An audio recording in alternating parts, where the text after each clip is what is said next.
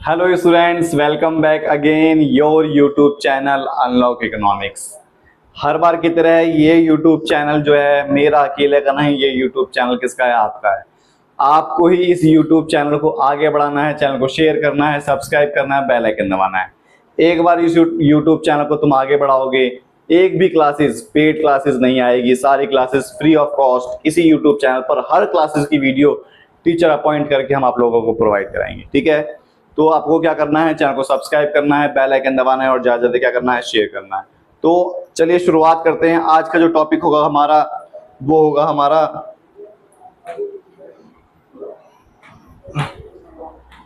Part 4 होगा किसका? Banking का होगा part 4।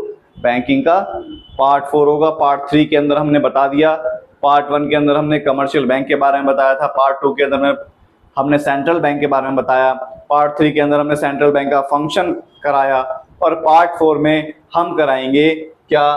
Control of credit. Control of credit. Control of credit. ठीक है, शुरुआत करते हैं हम लोग।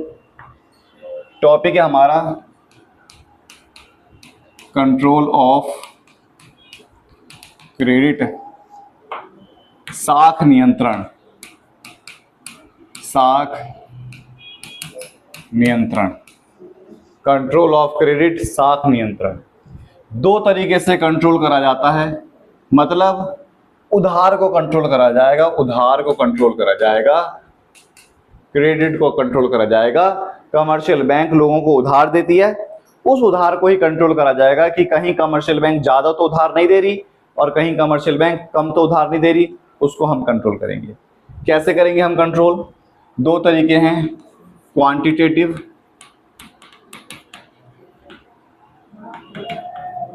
और क्वालिटेटिव। क्वांटिटेटिव के अंदर अगर हम बात करें, क्वांटिटेटिव के अंदर अगर हम बात करें तो इसे बोलते हैं मात्रात्मक और इसे बोलेंगे गुणात्मक। ठीक है, दो तरीके से कंट्रोल करा जाता है। सबसे पहले जो हम करेंगे मात्रात्मक। सबसे पहले जो हम करेंगे वो हम करेंगे मात्रात्मक गुणात्मक। कि मात्रात्मक मतलब कैसे, कोई परसेंटेज, रेशियो या कोई नंबर से कैसे कंट्रोल करा जाएगा। इसमें सबसे पहला आता है बैंक रेट। हिंदी में बोलेंगे बैंक दर। बैंक रेट, बैंक दर में क्या है? जो कमर्शियल बैंक है, कमर्शियल बैंक आरबीआई के पास लोन लेने के लिए जाएगा, आरबीआई के पास लोन लेने के लिए जाएगा और आरबीआई इस कमर्शियल बैंक को लोन प्रोवाइड कर देगी। आरबीआई इस कमर्शियल बैंक को लोन प्रोवाइड कर देगी। बैंक रेट में कमर्शियल बैंक आरबीआई के पास गया लोन लेने के लिए, मतलब मैं आरबीआई के पास गया लोन लेने के, मान लो मैं कमर्शियल बैंक हूं, मैं आरबीआई के पास गया लोन लेने के लिए, उसने मुझे लोन दे दिया। लोन दे दिया बिना किसी जमानत के आधार पर, विदाउट एनी कोलेटरल सिक्योरिटीज। बिना कोई सामान गिरवी रखे जो उधार मिल जाता है, बिना कोई सामान गिरवी रखे अगर उधार मिल जाता है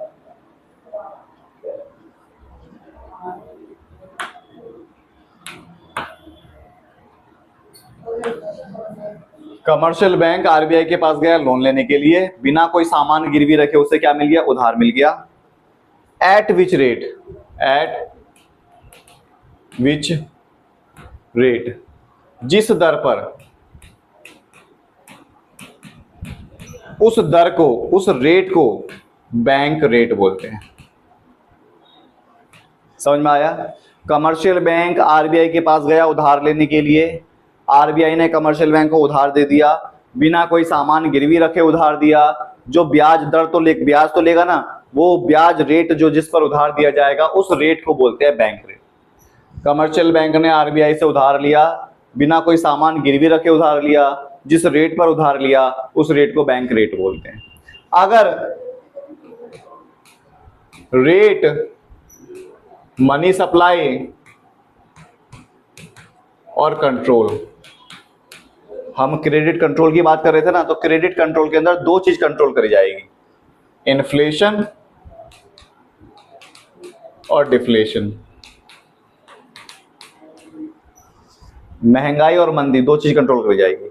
अगर मान लो रेट बढ़ा दिया जाए, आरबीआई बोले कि मुझे ब्याज ज्यादा मिलेगा मैं तभी उधार दूंगा, पहले 10% था, मान लो अब 20% कर दिया ब्याज। अगर ब्याज रेट ज्यादा होगा तो कमर्शियल बैंक उधार कम लेकर आएगा। जब उधार कम लेकर आएगा तो कमर्शियल बैंक का काम होता है मार्केट में पैसा उधार देना। मैं कमर्शियल बैंक, मैं कहीं से उधार लेकर आ रहा हूं आरबीआई से, आरबीआई ने बोला कि ब्याज ज्यादा देना पड़ेगा तो मैं कम लेकर आऊंगा। जब मैं कम लेकर आऊंगा तो मैं जनता को कम बांटूंगा ना, मनी की सप्लाई कम हो गई। जब पैसों की सप्लाई मार्केट में कम हो जाती है तो क्या होता है, इन्फ्लेशन कंट्रोल हो जाता है। क्या हो जाता है, इन्फ्लेशन कंट्रोल हो जाता है। ठीक है, अगर रेट कम कर दिया जाए तो वो उधार ज्यादा लेगा, रेट कम हो जाए तो मैं उधार ज्यादा लेकर आऊंगा, मार्केट में उधार ज्यादा बांट दूंगा, क्या हो जाएगा, मनी की सप्लाई ज्यादा हो जाएगी और डिफ्लेशन कंट्रोल हो जाएगा। समझ में आया, क्या हो जाएगा, डिफ्लेशन कंट्रोल हो जाएगा। ठीक है, आगे देखते हैं। दूसरा है रेपो रेट, रेपो दर। इस बार क्या होगा, कमर्शियल बैंक आरबीआई के पास लोन लेने के लिए गया, इसने इसे लोन प्रोवाइड करा दिया, लेकिन विद कोलेटरल सिक्योरिटीज, मतलब उचित जमानत के आधार पर। पहले वाले में सामान गिरवी नहीं रखा था, इस बार वाणिज्य बैंक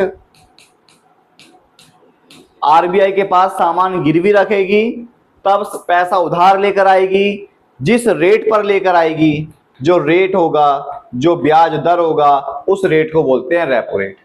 मैं आरबीआई के पास गया उधार लेने के लिए, सामान गिरवी रखकर उधार लेकर आया, जो मुझे ब्याज देना पड़ेगा हर महीने, उस ब्याज दर को बोलते हैं हम रेपो दर।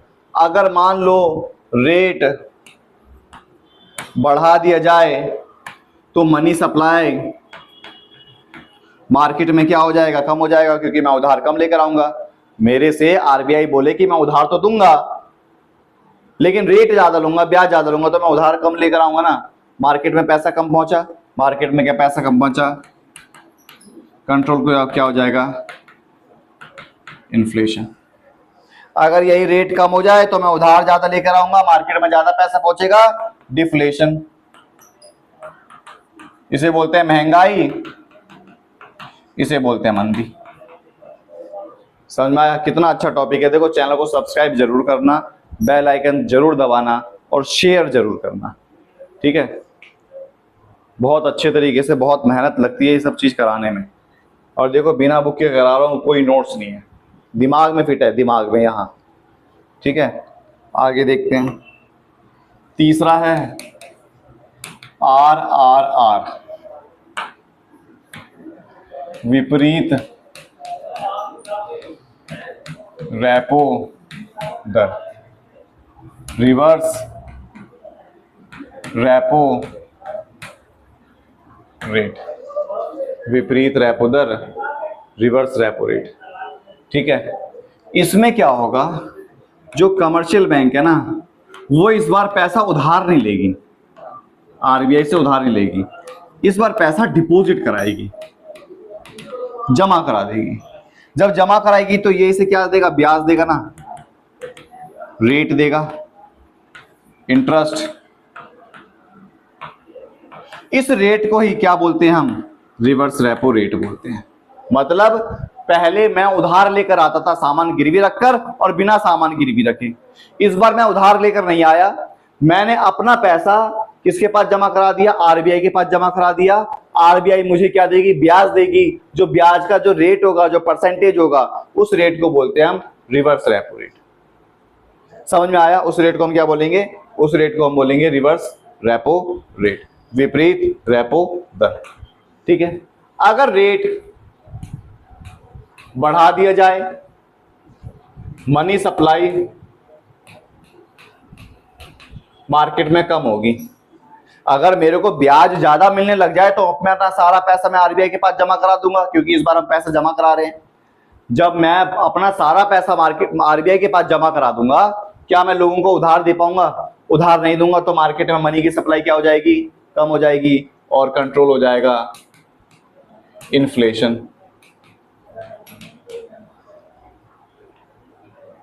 ठीक है। और यही अगर रेट कम हो जाए तो क्या हो जाएगा, मनी की सप्लाई ज्यादा हो जाएगी, डिफ्लेशन कंट्रोल हो जाएगा। ठीक है, समझ में आया? आगे देखते हैं। चौथा है ओपन मार्केट ऑपरेशन, खुले बाजार की प्रक्रिया। इस बार क्या करती है आरबीआई जो है ना, सरकार के बिहाफ पर जो गवर्नमेंट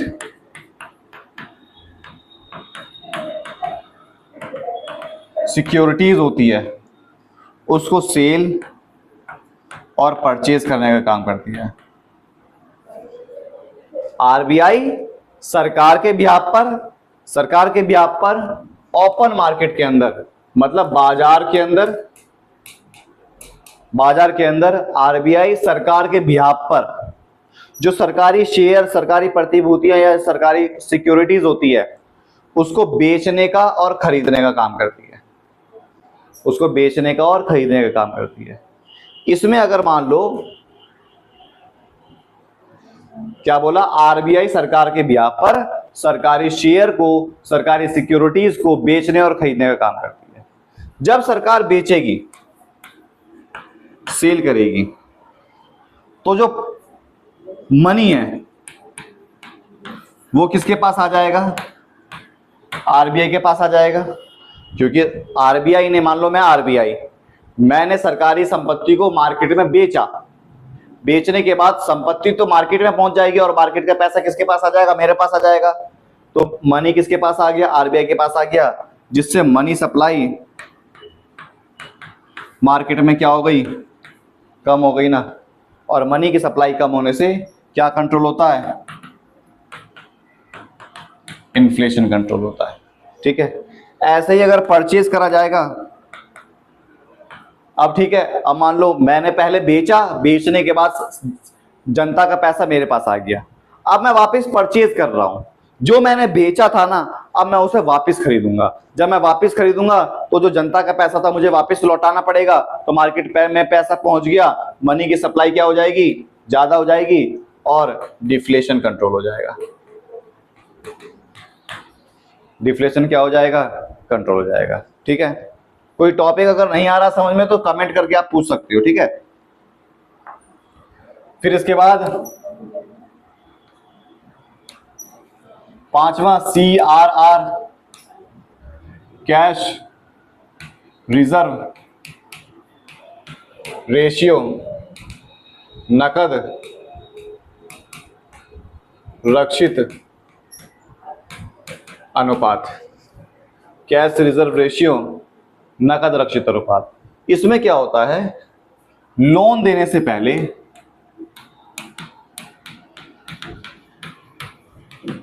कुछ पैसा रिजर्व करा जाता है, उस रिजर्व पैसे को ही क्या बोला जाता है? CRR। Before providing loan, loan देने से पहले कुछ पैसा रिजर्व करके रखा जाता है, उस रिजर्व करे हुए पैसे को ही क्या बोला जाता है? CRR बोला जाता है। CRR बोला जाता है। मैंने जैसे क्रेडिट क्रिएशन का पूरा टॉपिक बताया था ना, क्रेडिट क्रिएशन का, कि लोन देने से पहले कुछ पैसा बचा के रखा जाएगा, उस बचे हुए पैसे को हम क्या बोलते हैं? CRR। अगर RBI ने बोला कि जो CRR है वो बढ़ जाएगा, मतलब पहले 10% बचाया जाता था, 10% बचाने का मतलब 1000 रुपए में से 100 रुपए बचाया जाता था। बोला रेट बढ़ गया, 10% की जगह कितना हो गया? 20% हो गया। अब 100 की जगह कितना बचाया जाएगा? 200 बचाया जाएगा, और लोन सिर्फ कितना पहुंच पाएगा? 800 ही तो पहुंच पाएगा। पहले 100 बचाते थे तो 900 का लोन देते थे, अब 200 बचाएंगे तो 800 का लोन दिया जाएगा। लोन क्या पहुंचा? कम पहुंचा। मनी सप्लाई क्या हो गई? कम हो गई। क्या कंट्रोल हो जाएगा? डिफ्लेशन।